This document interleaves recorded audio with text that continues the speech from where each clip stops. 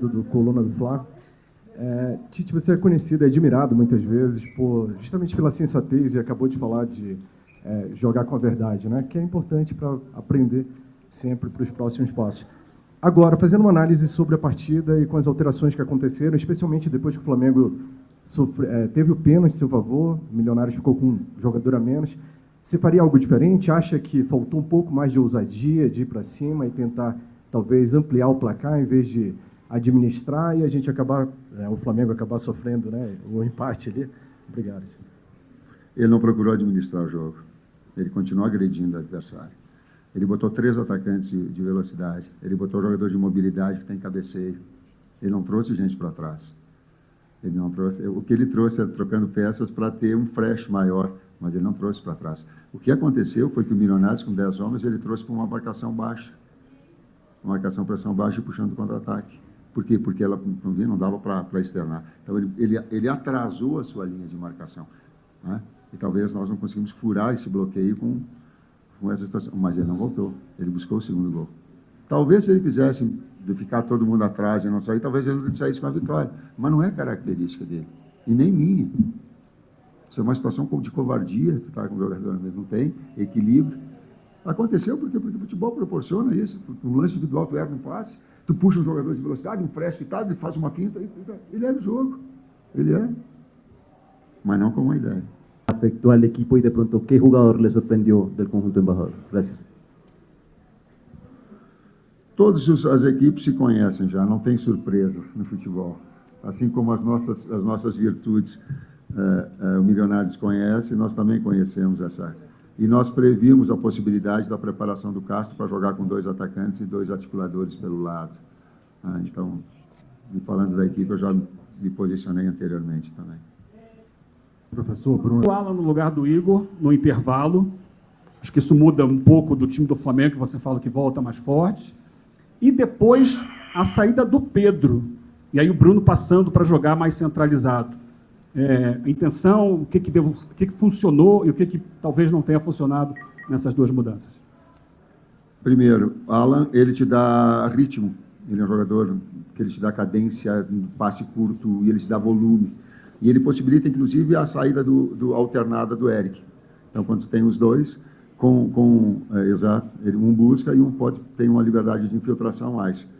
Essa marcação do adversário no primeiro tempo, e nós conseguimos sair dessa primeira pressão com a entrada bem do Alan. Quando tem o BH, tu tem um jogador para as 3 posições na frente. Um adversário que se expondo, ele ia ter a oportunidade da gente puxar contra-ataque e não ter problema na bola aérea. Afora que o desgaste todo, em termos de altitude, eu tenho que renovar a equipe, né? E esse era um dos aspectos. Eu tenho que ficar renovando, como o Milionários fez, nós também, depois com a entrada do Ayrton. Tu vê que puxou cãibra o Varela. Nós viemos com uma viagem desgastante, depois de um jogo que foi também, para nós, bastante extenuante. Então, todo esse contexto, ele fazia com que eu tinha necessidade de utilizar todos os atletas, porque o grupo do Flamengo te proporciona isso. Professor Tite. Nós temos uma equipe já há bastante tempo junto.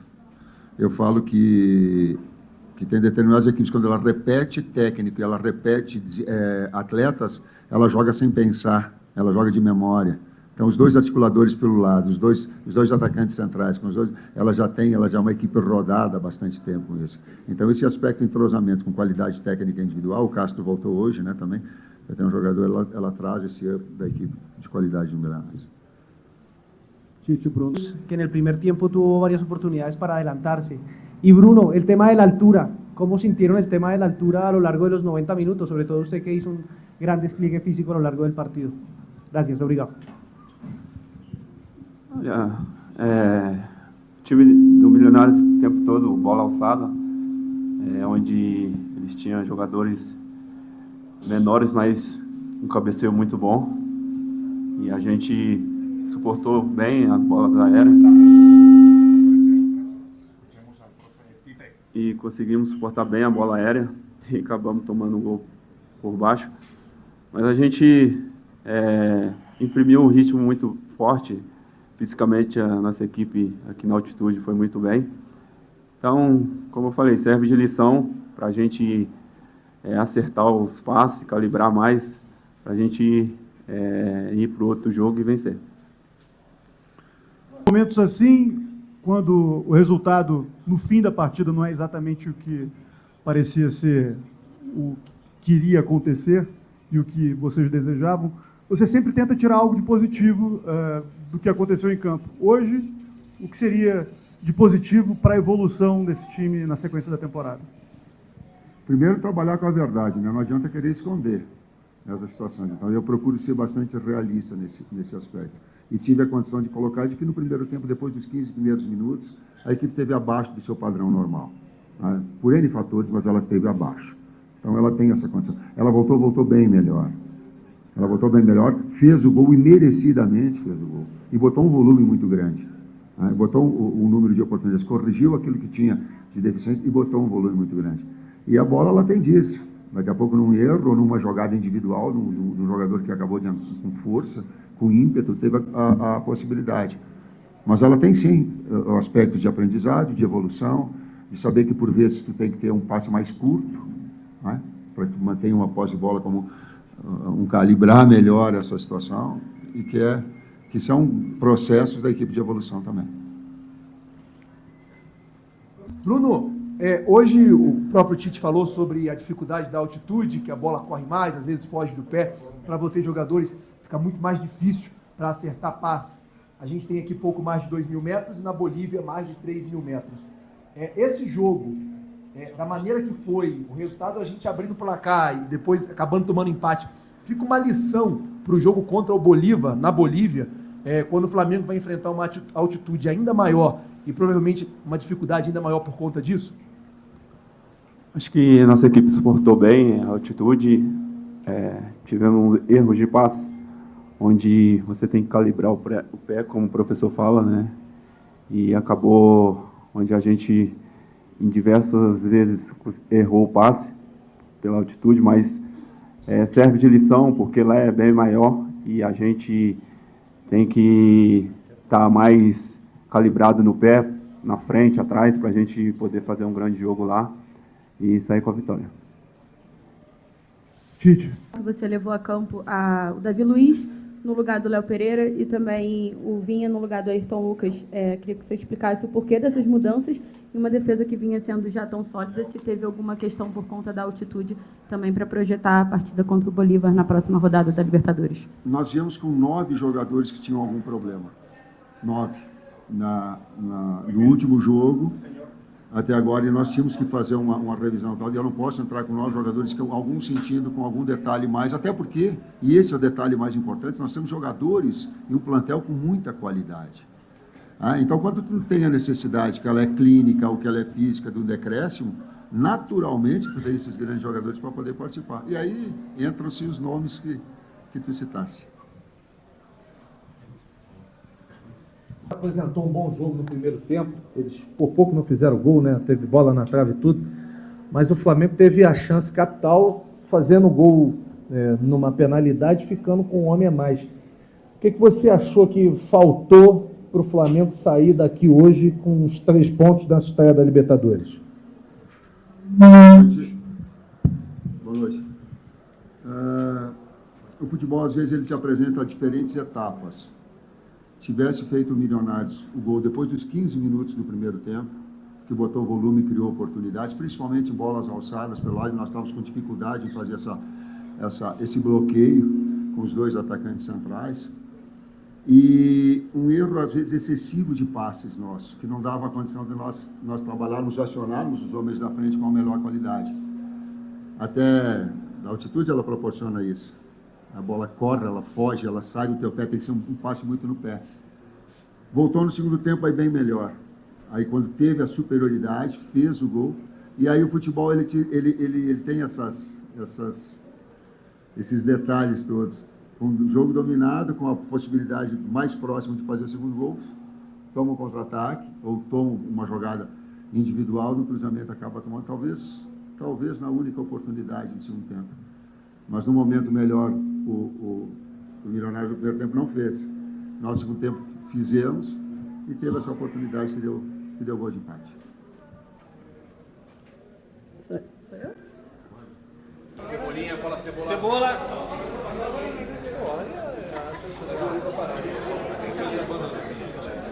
Matias. Vinha. David. Georgia. Alan. Você teve uma... Pode sim. Alan, você teve 88% de acerto no passe aí, um excelente acerto no passe, na minha opinião. E a gente comentou na coletiva que o Flamengo pecou muito nos passes aí. O que precisa acertar aí para os próximos jogos aí para melhorar essa questão? O ar rarefeito prejudicou o time, como é que foi isso? Sim, a altitude prejudicou um pouco sim. O campo também não estava tão ideal, mas continuar evoluindo. Para você, qual é o sabor desse empate? O que vocês conversaram no vestiário? A gente veio para ganhar, né? Então a gente fica com a sensação de tinha que ter feito mais. Mas no contexto geral do jogo aí, eu acho que não foi um mau resultado. E é focar já no jogo de domingo. Braz, ontem abriu uma janela local até o dia 19. O Flamengo tem a eminência de perder o Vina e o Ayrton Lucas na Copa América e ficar sem lateral esquerdo. Vocês estão atrás de jogador nessa posição? Vocês estão buscando mais atletas até o dia 19? Não, o Flamengo sempre monitora alguns jogadores, mas não necessariamente nessa posição, em todas as posições. A gente tem essa dificuldade aí, todo mundo sabe da dificuldade que o Flamengo terá nas convocações das seleções, mas eu acho que não dá também para o Flamengo ir no mercado e toda hora trazer jogador, porque se você trouxer jogador, se o Flamengo trouxer, possivelmente vai estar convocado em outra seleção, você vai perder o jogador da mesma maneira. Então, assim, enfrentar isso e da melhor maneira possível. O Flamengo, eu acho que os jogadores que não forem convocados, que ficarem no plantel do Flamengo, são jogadores de alta qualidade e a gente confia nesses jogadores. Acabou que no fim a data FIFA atrapalhou o Flamengo, né? Porque a gente teve alguns jogadores que sentiram essa questão do cansaço físico e tudo mais, né?